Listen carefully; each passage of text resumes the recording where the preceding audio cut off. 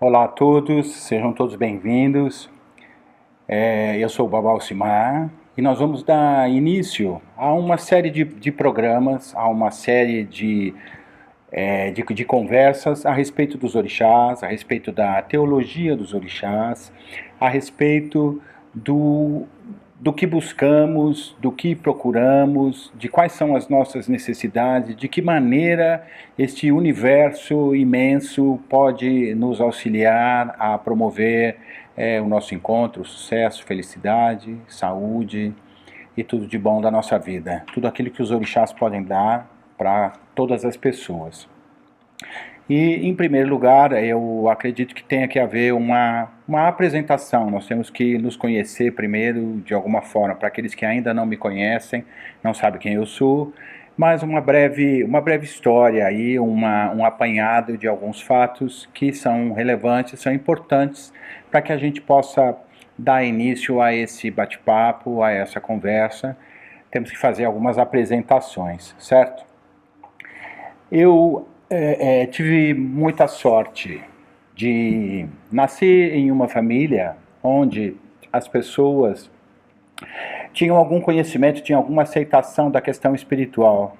E isso me beneficiou muito, porque era uma criança diferente, uma criança com manifestações mediúnicas já desde pequeno, e tive vários problemas de saúde, problemas comportamentais. E na época minha mãe conhecia uma senhora que tinha um terreiro de umbanda, que era bem perto da minha casa, chamava-se Dona Zina. E essa senhora recebia um caboclo e era a minha cura. E era para lá que minha mãe me levava quando eu tinha problemas, dores de cabeça intermináveis, enxaquecas, pesadelos, sonambulismo, coisas de criança perturbada mesmo, né? E lá, essa senhora fazia os trabalhos, faziam alguns procedimentos, algumas coisas, e tudo isso melhorava, eu conseguia ficar bem. E por conta da família já ter esse entendimento de que esses problemas espirituais eram normais e poderiam acontecer, então essa busca por uma cura,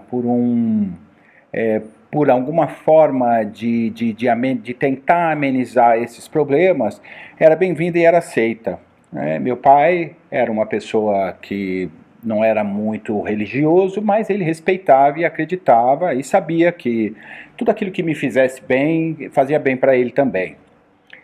E tudo isso aconteceu até um determinado ponto onde essa senhora chegou para minha mãe e falou que eu precisaria de um processo iniciático. A casa dela já não era mais somente umbanda, ela já tinha sido iniciada no candomblé, e ela queria dizer lá para minha mãe que eu precisava de iniciação, que a iniciação é que ia me salvar e que ia conseguir me prover de tudo aquilo que eu precisava, das minhas necessidades espirituais, que eram importantes e extremamente necessárias. Mas por conta de preconceito, de má informação, de não saber exatamente como isso ia acontecer, houve uma certa resistência. E aí meus pais decidiram deixar passar e eu continuei dessa forma por muito tempo, até o comecinho da adolescência, quando, através de uma amiga da família, eu comecei a frequentar um outro terreiro de umbanda, que era em Jacareí, em Santa Branca, fora de São Paulo, 100 e poucos quilômetros aí depois de São José. E foi lá que eu comecei realmente o meu desenvolvimento espiritual na Umbanda, trabalhando com os guias, recebendo os guias, e assim essa história ficou mais ou menos aí uns 7 anos, até eu entrar para a faculdade. Quando eu entrei na faculdade, logo no começo, eu sou formado em comércio exterior, em relações internacionais, consegui a minha formação.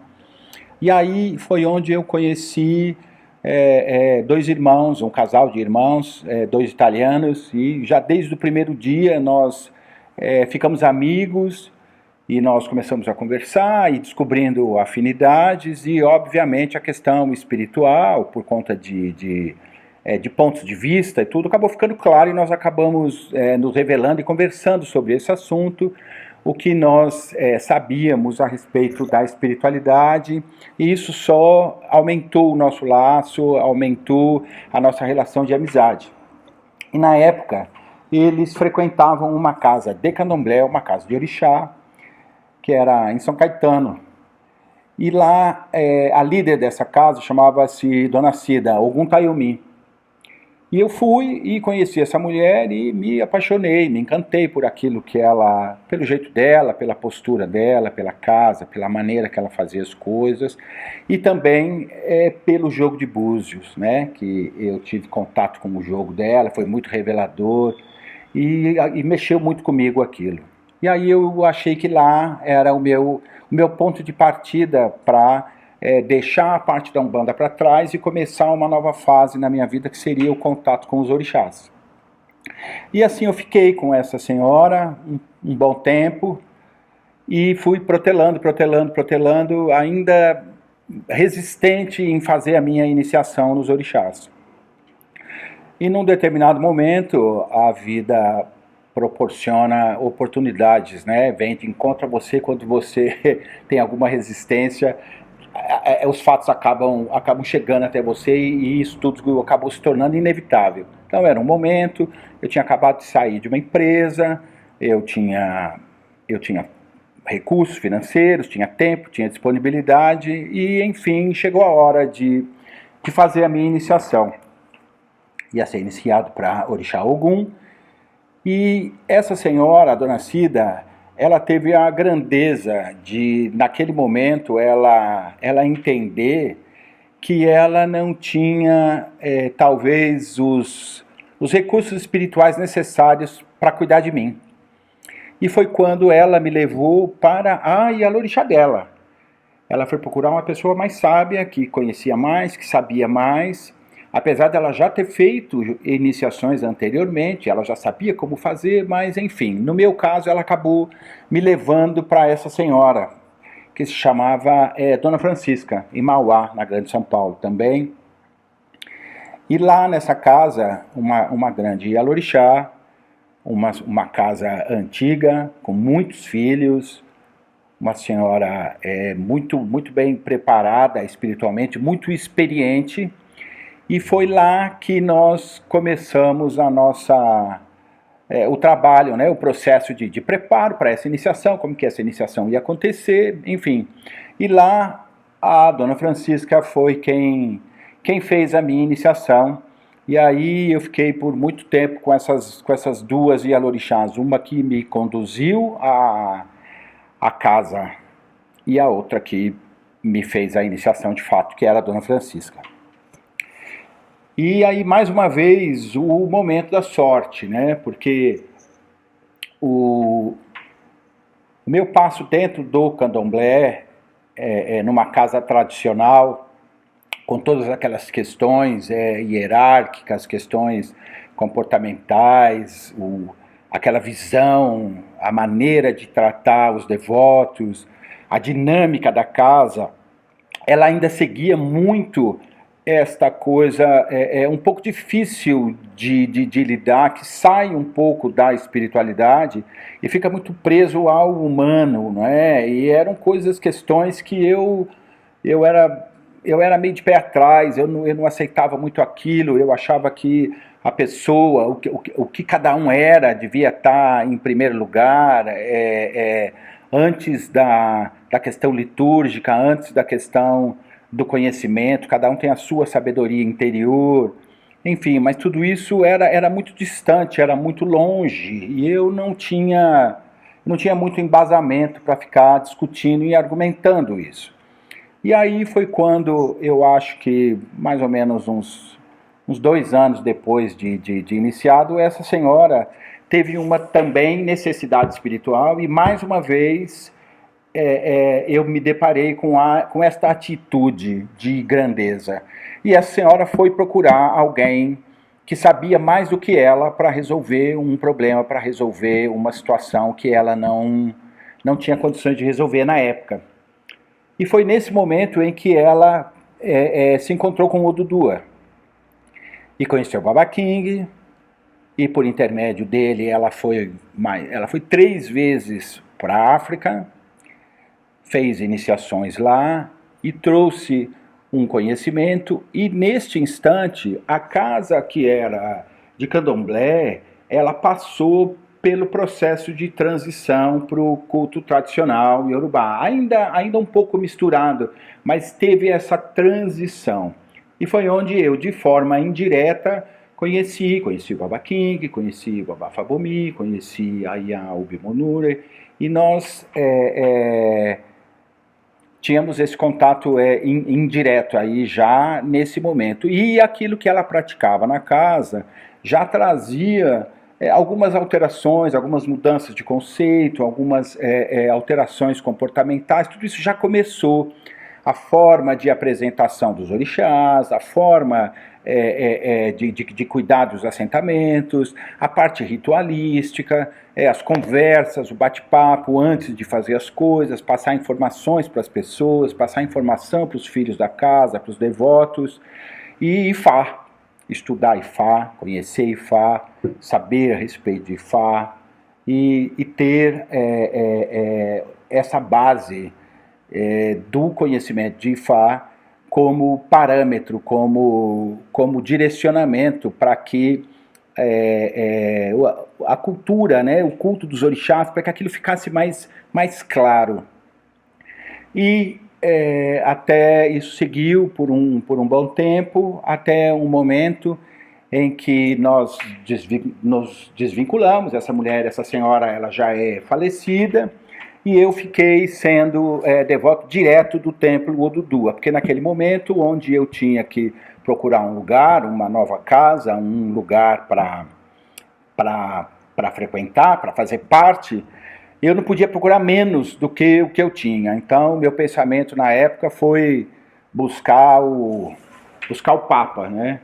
Fazendo alusão até aí ao meu sobrenome católico, Camerlengo, né? O cardeal, né? O cardeal vai procurar quem? Ele vai procurar o Papa, ele não vai procurar outra pessoa. Isso é brincadeira, óbvio. Mas no momento eu fui buscar o conhecimento do Baba King, fazer contato com ele, fui através dos cursos e me encantei pela casa, fui extremamente bem recebido, os meus irmãos que me receberam naquele momento, e eu dei início à minha trajetória, de fato, dentro do culto tradicional iorubá, né? Dentro da religião tradicional iorubá. E foi um deslumbramento, foi um encontro, porque onde as coisas faziam sentido, onde havia uma explicação, onde as coisas se encaixavam, onde o pensamento a respeito dos orixás, a prática, a postura do Baba King, a estrutura da casa, o funcionamento da casa, uma casa grande. Essa casa já era no templo de Mongaguá, então já tinha feito também a sua transição de uma casa menor de São Paulo e foi para Mongaguá, onde o templo é hoje, um lugar maior, com mais devotos, com mais filhos, e aquilo tinha um ritmo, uma dinâmica, uma maneira, um entrosamento que era exatamente o que eu buscava, que era exatamente o que eu queria. E aí, passo a passo, eu fui procurando me adaptar completamente nessa nova situação. E é lógico que não foi fácil, é lógico que não é uma coisa simples, porque nós temos esse problema do antes, né? A gente vê a cultura dos orixás do Brasil, quanto sofre com isso, né? Com o preconcebido, com aquilo que já está na nossa mente, com aquilo que nós já ouvimos falar a respeito dos orixás, por conta da diáspora, por conta de histórias das casas, as casas matrizes, as casas que foram filiadas a ela, o desenvolvimento disso, a história dessa religião dos orixás no Brasil, que é uma história pequena, é a ponta do iceberg, né? A profundidade de estudo está no berço da cultura, da religião dos orixás, que é a África. E quando ocorre esse movimento contrário, né, quando nós temos algo aqui no Brasil que foi trazido pela diáspora e depois nós temos contato com aquilo que vem diretamente da África, diretamente do berço dos orixás para cá, Então, não caberia a adaptação, caberia simplesmente o correto, certo? Mas não foi assim que aconteceu. A gente vê pela história que ainda existe resistência em relação a isso, então fica separado o que é do Ifá, o que é do candomblé, essas coisas ficam aí meio água e óleo, não se misturam. Hoje, até por conveniência, algumas casas conseguem fazer algumas adaptações, trazer alguma coisa, mas nada é ortodoxo. O candomblé já não é mais exatamente candomblé, e muitas casas que cultuam a religião tradicional iorubá também não são híbridas, tem alguma coisa, né? Trouxe alguma coisa da Umbanda para dentro, ou é a Umbanda que passou a cultuar os orixás e mantém os seus rituais de Umbanda, ou algumas casas que ainda têm alguma coisa. Eu tenho irmãos xamãs no Dudu, e uma coisa não interfere na outra. O conhecimento, a sabedoria dos orixás, as informações pertinentes ao conhecimento dos orixás cabem para qualquer pessoa. E nós entendemos que isso não anula o outro. E aí nós temos essa pureza em tese, certo? Porque as casas têm sempre, dentro do culto, sempre tem algo a acrescentar por conta dessa história anterior. São raros os devotos que vieram diretamente para o culto tradicional iorubá e começaram a praticar e a entender a filosofia dos orixás a partir daí somente, certo? Não teve um antes, mas todo brasileiro foi batizado na igreja e tomou banho de arruda, né? Passou lá pelo batismo, a educação católica, a escola católica, depois ia benzer, que é a minha história. A minha avó era uma pessoa extremamente católica, mas benzia. Então, nós temos essa misturinha aí que faz parte da nossa história, da nossa cultura, que deveria facilitar o caminho, mas acaba complicando, porque são algumas situações em que fica uma busca por uma explicação, por um porquê, por algo que, como se aquilo que nós aprendêssemos, aquilo que nós aprendemos aqui fosse superior ou desse direito a questionamentos daquilo que vem do berço dos orixás para cá. Então nós temos essas perguntas e isso atrapalha. Isso eu acho que cria esta... não caberia essas perguntas, não caberiam esses questionamentos a respeito dos orixás. É entender que aquilo que vem de origem é original e é o verdadeiro, e é dessa maneira que nós devemos aceitar. Mas enfim, cada coisa no seu lugar, cada um encontra o seu caminho, cada um encontra o seu...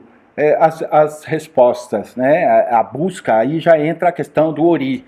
O seu ori, que é o seu orixá individual, ele tem a sua grandeza, tem a sua capacidade de expansão, tem a sua capacidade de compreensão e de aprendizado, e você vai estar aonde esse ori cabe. E esta busca, muitas vezes, ela pode criar limitações ou expansões. E aí você tem o lugar aonde você deve estar, aonde você vai passar por degraus, vai ter o aprendizado, e depois isso se encaminha para uma nova fase, para uma nova etapa, uma nova busca.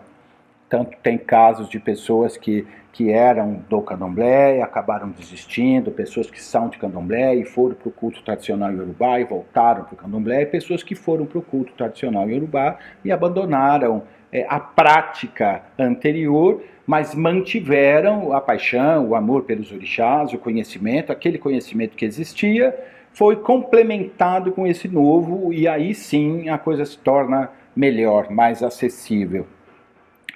Então, foi aí no Odudua onde os sacerdotes são colocados em cadeiras de sala de aula. E isso era inédito para mim. Onde você vai aprender a filosofia, onde você vai aprender o pensamento, o significado dessas divindades. E dentro desses significados, a prática, como que isso é colocado. E é tudo tão óbvio, é tudo tão simples, é tudo tão básico que chega a ser difícil até por causa disso.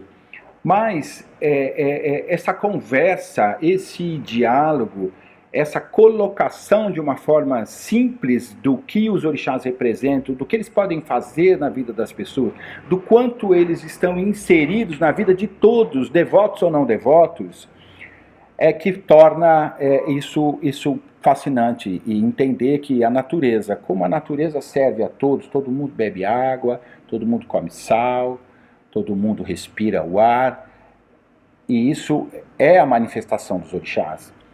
Todas as manifestações da natureza, elas são a presença viva dos orixás entre nós. Então, devotos e não devotos, eles absorvem tudo isso. Eles respiram, bebem água, todos eles têm contato com os orixás e são abençoados por eles, mesmo não acreditando ou não fazendo ideia da função deles. E aí é onde esse simples, ele começa a fazer sentido e a trazer as respostas de que tudo aquilo que os orixás podem nos oferecer, eles estão próximos. Não é somente a ritualística que vai te colocar em acesso com a bênção do Ogum. A bênção do Ogum é o orixá do trabalho, o orixá do esforço, o orixá da conquista, da estratégia, do planejamento. A partir do momento que qualquer pessoa é capaz de planejar a própria vida, de qualquer pessoa que não tem preguiça, qualquer pessoa que tem o ânimo, a força, o desejo do trabalho, de executar coisas, essa pessoa é abençoada por Ogum e tem o axé dessa divindade. Toda pessoa que trabalha a sua paciência, a tolerância, o seu equilíbrio, o senso organizacional, essa pessoa vai estar conectada a Exu, independente dela ser devota, iniciada neste orixá ou não. É por isso que o mundo funciona. Porque se os orixás estão na natureza e todos se utilizam, fazem parte dessa natureza, nós vamos absorver isso e vamos tomar conta desse conhecimento, desse saber e colocar em prática na nossa vida. Então, quando entendemos isso fica mais fácil, isso fica mais simples, porque a parte ritualística, a parte litúrgica, ela vem depois disso. Esse entendimento, esse conhecimento, ele é fundamental para que nós possamos saber qual mecanismo será utilizado para retirar esse axé, essa força de realização, essa força que a natureza tem e transferi-la para o homem, para aquilo que lhe faz falta. É isso. Então nós temos, através destes rituais, em primeiro lugar, nós temos que saber qual é a falta, o que falta para cada um, qual é a necessidade espiritual de cada um, qual virtude está faltando para cada pessoa. E aí a natureza pode nos oferecer isso através dos orixás, e aí o sacerdote, a pessoa que tem essa capacidade espiritual, vai fazer essa transferência. A axé é transferível, tanto de uma pessoa para a outra, quanto dos elementos da natureza para a pessoa, e para depois até serem devolvidos à natureza para serem reciclados energeticamente falando. Então, tudo isso cria uma corrente, e isso fica tão fácil conhecer e saber, né? Então, dentro desta trajetória, desde o momento em que eu consegui visualizar e aceitar isso para mim com o meu contato com o Odudua, e aí começou um trabalho de aperfeiçoamento, né? O trabalho de preparação sacerdotal, de como isso acontece, através dos rituais, através das iniciações indicadas por Ifá, através das necessidades espirituais, porque a sua necessidade espiritual nunca termina.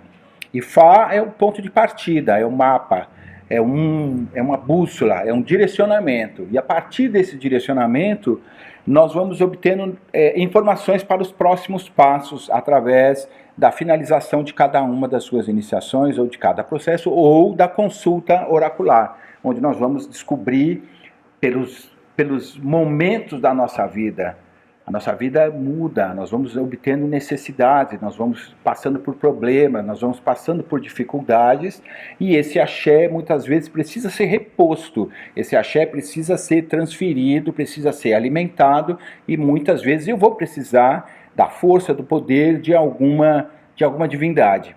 E dentro do preparo espiritual, aí sai da figura do Baba Alcimar simplesmente, das necessidades pessoais dele, e nós vamos em busca daquilo que ele vai precisar ter para poder oferecer para as pessoas.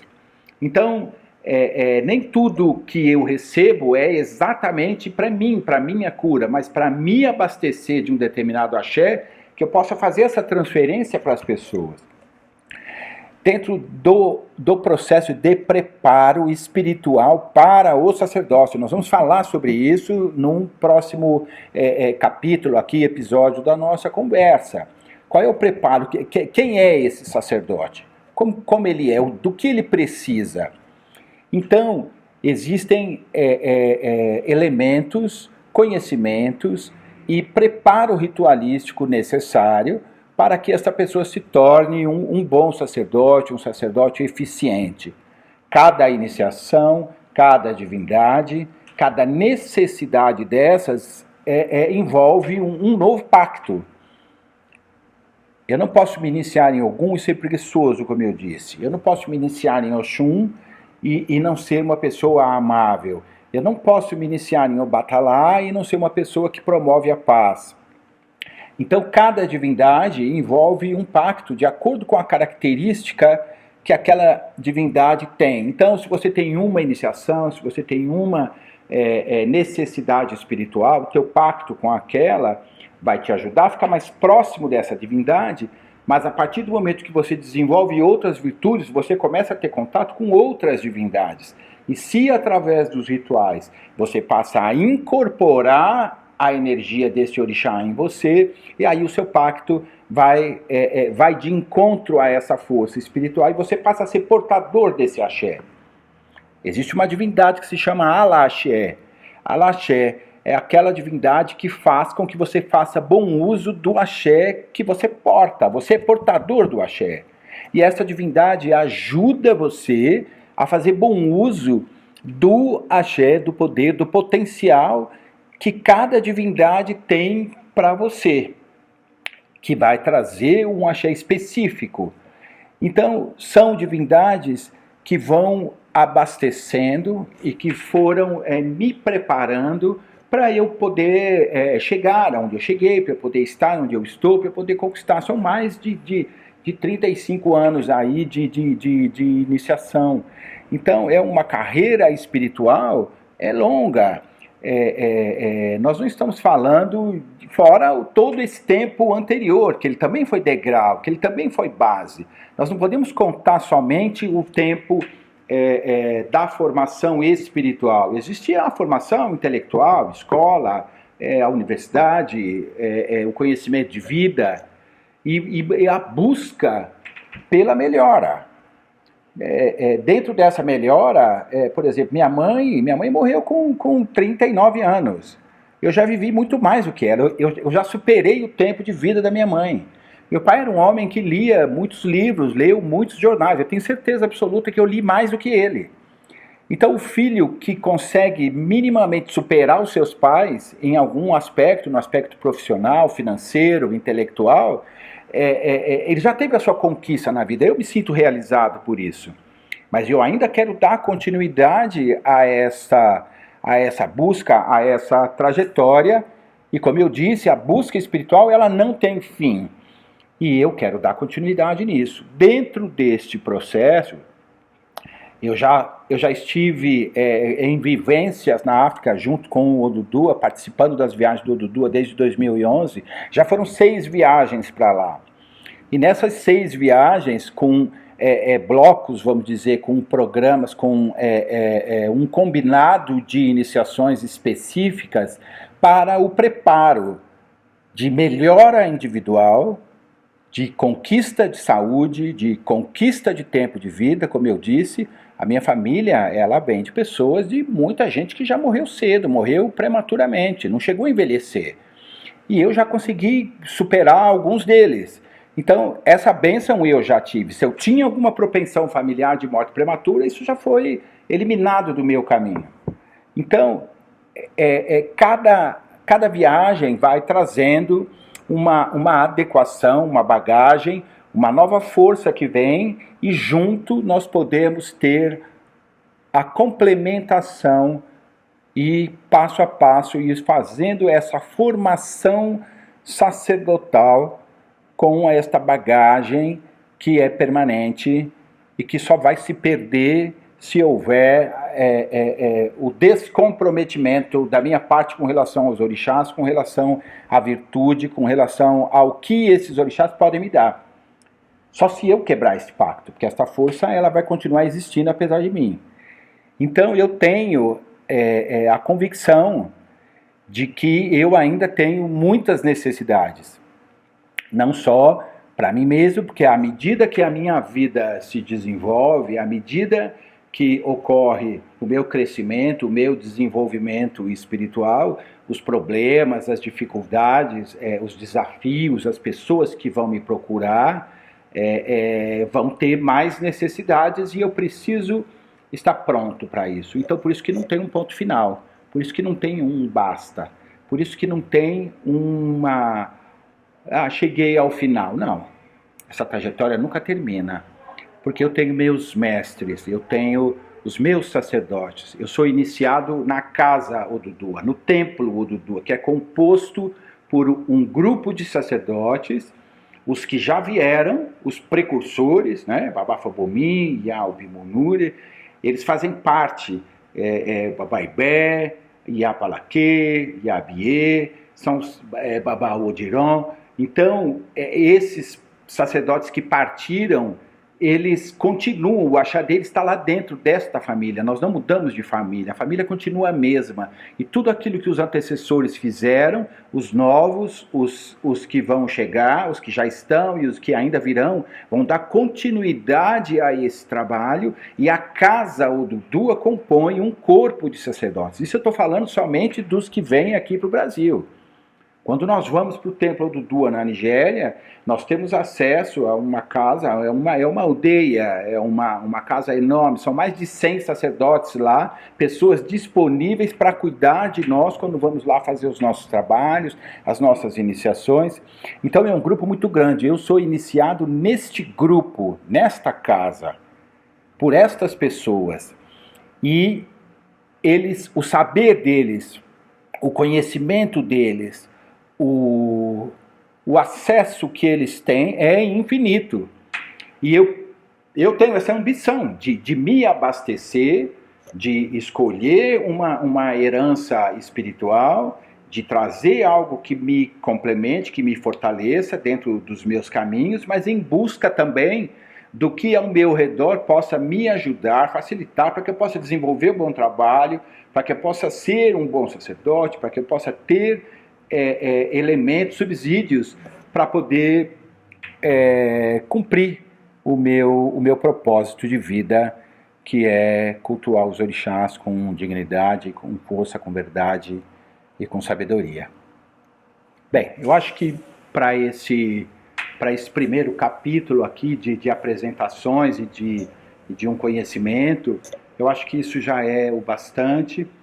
E aí nós vamos ter novos encontros e passo a passo nós vamos conversando sobre vários temas, vamos dar continuidade, abrir um espaço para perguntas, dúvidas, comentários e vamos responder essas perguntas, vamos ter tempo para poder fazer esse trabalho e conseguir passar essa informação e passar este conhecimento e trazer uma verdade. Aí eu sei que nós temos muitas pessoas hoje utilizando as mídias sociais, transmitindo conhecimento. Eu parabenizo todos eles, eu reconheço o esforço de todos, cada um com o seu saber, cada um com o seu ponto de vista, mas a minha proposta aqui, ela não é mudar a cabeça de ninguém, nem fazer crítica ao trabalho de ninguém. É apresentar o meu conhecimento, aquilo que eu conheço do Odudua, aquilo que eu aprendi com o Baba King, aquilo que eu aprendi com os meus sacerdotes, aquilo que eu vejo, aquilo que eu absorvo, e é aquilo que eu pratico na minha casa. E é isso que eu quero passar de informações para vocês. Em um desses episódios, até, nós vamos ter oportunidade de ajudar as pessoas que estão em busca de uma escolha, de escolher um lugar, de saber aonde ficar, com que tipo de pessoa esta pessoa vai ficar, quais são os elementos, quais são as perguntas, o que cada um tem que fazer para poder escolher um bom lugar, para poder ter acesso a um lugar que possa cuidar de você, entender você, te acolher, saber quais são as suas necessidades e ajudar a resolver os seus problemas, devotos ou não devotos. Nós vamos ter oportunidade de ter essa conversa, de ter esse diálogo com todos. Tá bem assim? Então até o nosso próximo encontro. Muito obrigado. Até breve.